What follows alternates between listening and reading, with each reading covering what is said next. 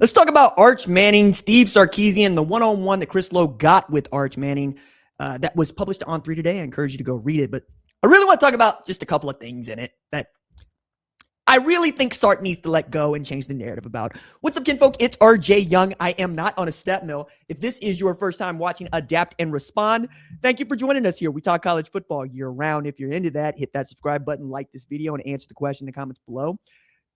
Do you think it was Arch Manning that was the flop in 2025 or the University of Texas football program? Because I think you're conflating the two.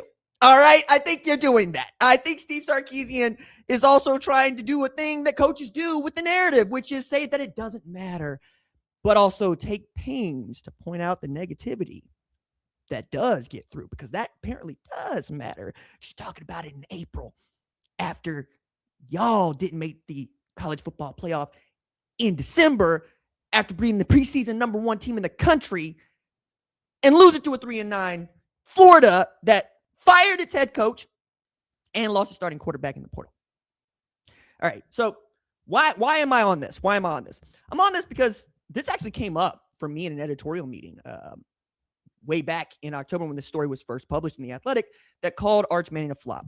It's written by Will Leach, who is a friend, by the way. He blurbed my first book, Let It Bang, which reminds me, I have a third book that I'm writing right now. It's called Prime, on the pressures of black folks, where I'm going to write about Deion Sanders, Lewis Hamilton, Michael B. Jordan, Will Smith and Jada Pinkett Smith, all the way down, right? And get to this really interesting discussion around black luminaries.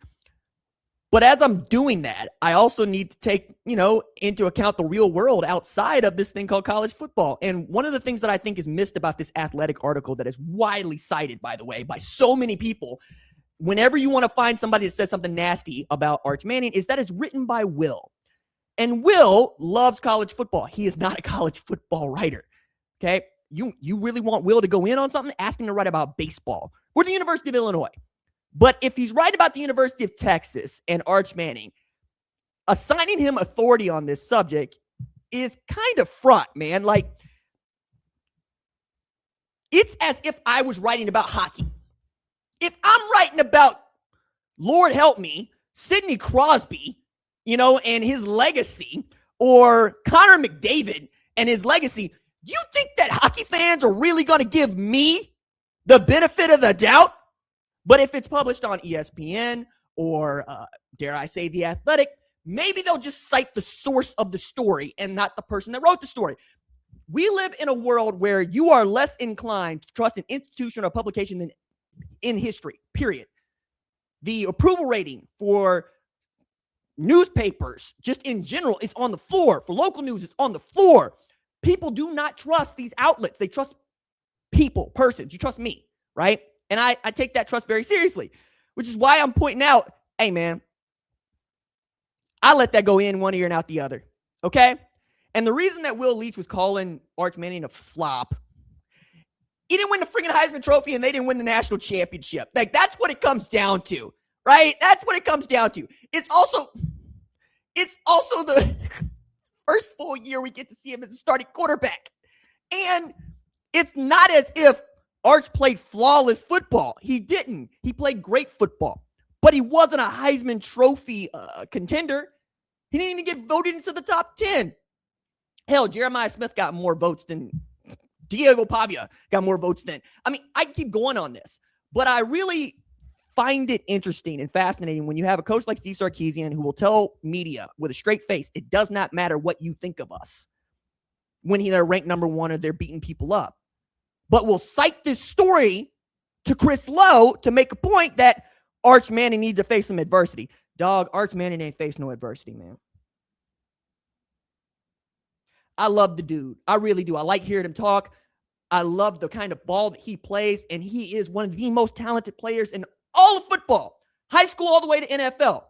But to say that he has faced adversity, Carnell Tate faced adversity, dog.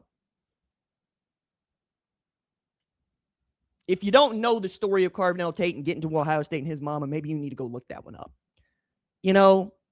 Josh Jacobs faced adversity, dog. Josh Jacobs was living out of his daddy's Suburban for a while here in Tulsa, Oklahoma, before making people wait at his signing day ceremony for an hour because he might have a spot at Alabama. Turned that into being a first-round pick for the Raiders and has had a successful NFL career because of it. Single mom working 2 jobs, not getting to see her kids go play football. I know at least 3 here locally. That's facing adversity. Because what the child remembers is that you weren't at the game. The child does not remember how much it costs to put him in pads, to put him in cleats, to put him in those gloves that are just stick them at this particular juncture, who is calling me so that I can FaceTime for her him playing ball at 7-on-7. That is the utility that I function in my city. I just try to connect people, man. I often say, if you're a parent, you're lucky to go through recruiting once or twice in your life. You've got a really, really talented child. I go through it 300 times a year every year. Sometimes I get asked for this, sometimes I get asked for that. But to say that Arch Manning faced adversity because somebody wrote something mean about him is to miss the point entirely of what adversity is. Now, I don't think you should go courting adversity because she will find you. She will find you and she will beat you to death. And then we'll look at you and go, all right, boy, get up. Since you're talking all that noise, get up off the mat. Stop running your mouth, run your hands. And you're going to figure out what it is, dog. You're going to figure out what it is real quick. I got an issue with that stuff, man. I really do. But the thing that I can say from this story that I really appreciated is the stuff that Arch Manning didn't say. Trevor Goolsby going out on a limb saying, hey, look, we got that man hit and beat up. That's on us. And I don't know an offensive lineman is not a quarterback guy. They're all quarterback guys.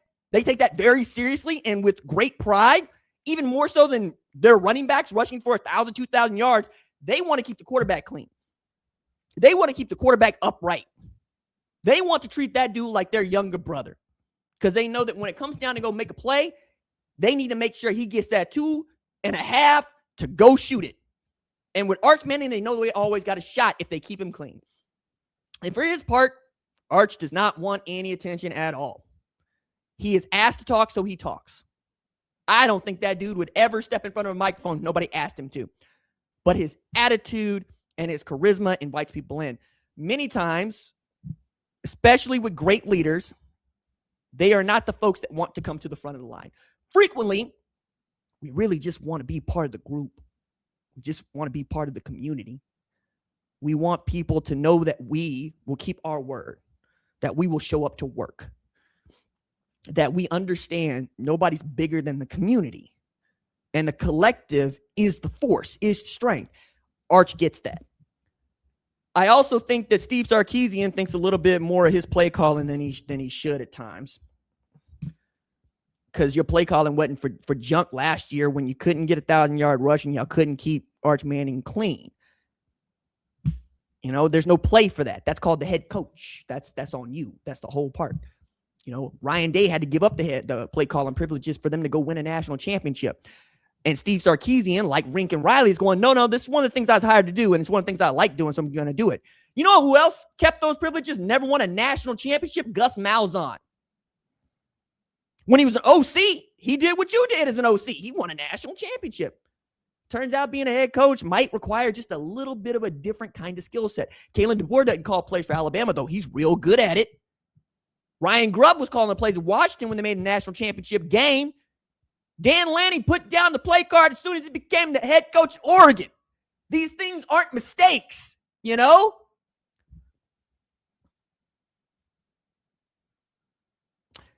There's a lot that comes with being the head coach and the starting quarterback on the 40 acres. Nobody knows that more than me as an Oklahoma fan, okay?